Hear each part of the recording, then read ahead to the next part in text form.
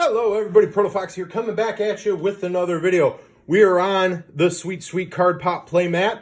It is my local game store out here in Joliet, Illinois. If you were ever out in Joliet, Illinois, I will have the links in the description down below to where you can come on out, check out Card Pop. Great little place. Owner Brendan takes good care of you while you're there. Cards, collectibles, various overseas snacks, which is really cool. The first time I ever tried ramen was over at Card Pop. Just a great little shop, nice atmosphere. And maybe if you come on in, if you're in town, coming and checking out, you may even run into me and we'll get some games in. But enough of my yapping. We've got playmat on the table. We've got cards on said playmat. But ProtoFoxy, what is this deck you've got going on here? We've got some crazy uncommon I'm staring at right now. Yes, you are. This is the first time I'm going to do a more budget-friendly deck on this channel. This is the budget build of Modern Hammertime. Now, Hammertime is a big, well-known deck in Modern. It's a combo deck. Basically, you're suiting up little treep. Hey, I talk goodly, do I? Yes, do. Cheap, efficient creatures with big, heavy artifacts, its namesake, which we'll run into in the deck, and you are just swinging out for lethal and just doing everything you can to protect that so you can kill your opponent as fast as you can, because that is the point of a combo deck, is it not, folks? That you just want to take your opponent out as fast as possible. Yes, it is. Yes, it is. We're going to talk about this deck because I saw the deck had always interested me, but I was really not hot on the price for entry on that deck because there are a lot of expensive cards in it. So I started looking up budget builds, came across this budget build, put it together a while ago. It's fun. But yeah, this one does not run expensive at all, and you will see why. Oh, excuse me. And you will see why as we get into the card selection here. But this is budget, Modern on a budget, Hammertime. So let's go ahead and get into it. And this is actually going to be in Boros colors. A lot of Hammertime decks are mono white now, but this is Boros, and you'll see why. But anywho, creatures. We've got 4 core duelists, single white for a 1/1 core soldier. As long as core duelist is equipped, has double strike. Boom. We see where that's going, don't we?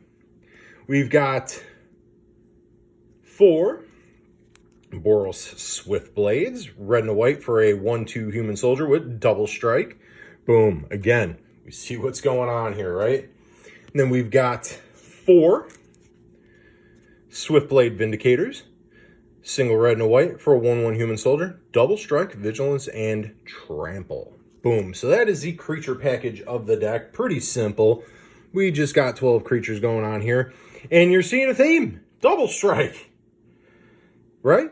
Right? We're seeing that theme. We are seeing the double striking theme. Well, that is going to be relevant because now we are getting into the other spells package of the deck. And its namesake. We've got Colossus Hammer. It is a 1 generic for an equipment. Equipped creature hits 10, +10, and loses flying. Its equipped cost is 8. But in Proto, how is this playable in Modern? Well, I will show you here shortly. Don't worry about that, folks. We are getting right to it. But that is the namesake of the deck. Boom, that is your win con. Just swinging in for a big, beefy boy. We've got a single Flare Husk, single generic for a living weapon. Know what living weapon does, but if you don't, it's an equipment that enters the battlefield with an OO germ token, or put a OO black germ token onto the battlefield and attach this to it. Equipped creature gets +1/+1. Its cost is 2. Boom. A single one of those guys. We've got a single Basilisk Collar, single generic for an equipment. It has equipped creature has Death Touch and Lifelink. That's super good in this deck when you can get it going. Equipped cost is 2. Boom. Then we've got single Swiftfoot Boots. You guys play Commander, you know this card. 2 generic for an equipment. Has Hexproof and Haste when it's equipped. 1 generic to equip it. Boom. Then we've got a single Ancestral Blade. Single generic and a white for an equipment. When it enters the battlefield, create a 1/1 soldier token, then attach the ancestral blade to it. Creature gets +1/+1. Equip cost is 1 generic. Boom. So that is your artifacts of the deck. Pretty interesting stuff going on. Obviously, the win con is Colossus Hammer. So we know where we're going with that. But how? How do we get around that 8 generic equip cost ProtoFoxy? I hear you asking. Well, I'm going to answer that question right now. First off, we've got 2 magnetic thefts, single red for an instant. Attach target equipment to target creature. So boom. There's answer number 1. Got 2 of those guys. And then we've got 4 Sigarda's Aid. And then this is how this is a bit more reliable way to get that hammer onto your dudes. Say single white for an enchantment, may cast auras and equipment spells as though they had flash. Whenever an equipment enters the battlefield under your control, you may attach it to target creature you control. Well, I think I just answered your guys' question, didn't I? How are we getting that Colossus Hammer on stuff cheaply in Modern? Well, there we go. In the budget build, magnetic theft and Sigarda's Aid. There's other ways, obviously, in the more well-known tier builds, but we're playing on a budget, aren't we? So this is what we're doing. We've got 4 on Thin Ice, single white for an aura. That reads, enchant snow land you control. When On Thin Ice enters the battlefield, exile target creature an opponent controls until On Thin Ice leaves the battlefield. Boom. Nice little bit of creature removal there. We've got 2 Brave the Elements. Choose a color. White creatures you control gain protection from that chosen color until end of turn. We got protection going on so you can protect your dudes with that Colossus Hammer they're swinging and get it through for lethal. Got more of that protection going on. We know this card. Apostle's Blessing. Let's just take a look there. We know this card, don't we, folks? Single generic and a white Phyrexian. We know what white Phyrexian mana does. Target artifact or creature you control gains protection from artifacts or the color of your choice till end of turn. Boom. Little combat trick to protect your dudes and swing it in for lethal. We've got 4 open the armors, single generic and a white. For sorcery, search your library for an aura or an equipment card. Reveal it, put it in your hand, shuffle your library. Tutoring up for that big boy Colossus Hammer. Then we've got 2 Declaration in Stone. Single generic and white for a sorcery. Exile target creature and all other creatures its controller controls with the same name as that creature.